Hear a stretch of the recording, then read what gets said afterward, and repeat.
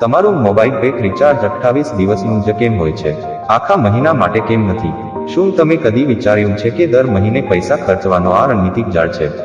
આમ જોતા લાગતું લાગે કે આ તો એક સામાન્ય વસ્તુ છે, પણ પછાડમાં છુપાયેલ છે એક ચાલાક ખેલ.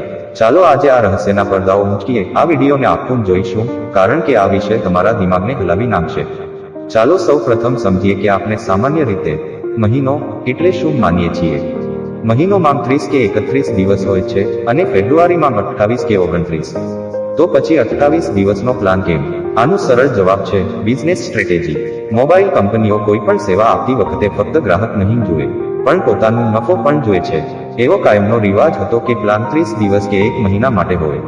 પણ પછી બધું બદલાયું. તમે જોયું હશે, મોટાભાગના પ્રીપેઇડ પ્લાન 28 દિવસ, 56 દિવસ કે 84 દિવસના આવે છે.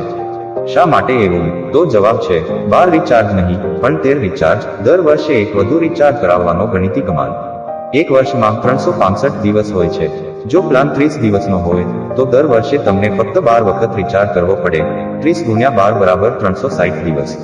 પણ જો 28 દિવસનો પ્લાન છે, તો જુઓ, 365 ભાગ્યા 28 બરાબર આશરે 13.03, એટલે કે દર વર્ષે 13 વખત રિચાર્જ.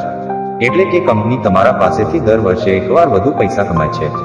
એટલે જ્યારે તમે 28 દિવસના પ્લાન માટે રિચાર્જ કરો છો, ત્યારે તમે દર વર્ષે એક વધુ રિચાર્જ માટે પૈસા ચૂકવી રહ્યા છો, અને તમને ખબર પણ નથી. એવી બધી કંપનીઓ માટે આ એક અત્યંત ફાયદાવાળી ચાલ છે.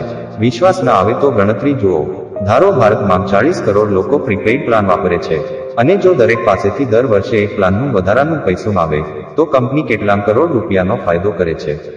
સામાન્ય પ્લાનની કિંમત માનીએ 200 રૂપિયા, તો 40 કરોડ x 200 બરાબર 8000 કરોડ રૂપિયા. શું તમારું દિમાગ ફ્લાય નહીં થઈ જાય આ સાંભળીને?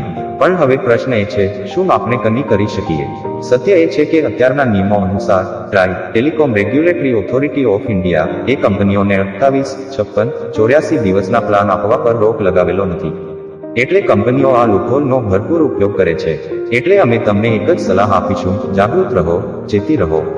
અને હા, જ્યારે પણ રિચાર્જ કરો, જુઓ કે તમે કેટલા દિવસ માટે પેમેન્ટ કરી રહ્યા છો. આ માહિતી તમારા મિત્રો સાથે જરૂર શેર કરો, જેથી બધાને ખબર પડે. જો તમને આ વિડિયાથી પ્રેરણા મળી હોય, તો તમારો સહકાર અમને વધુ પ્રેરિત કરે છે. સબસ્ક્રાઇબ કરો, લાઇક કરો, અને તમારા મિત્રો સાથે આ મેસેજ શેર કરો. સાથે મળીને આપણે પ્રેરણાનું એક મજબૂત અને સુંદર જૂથ બનાવી શકીએ. જય દ્વારકાધીશ.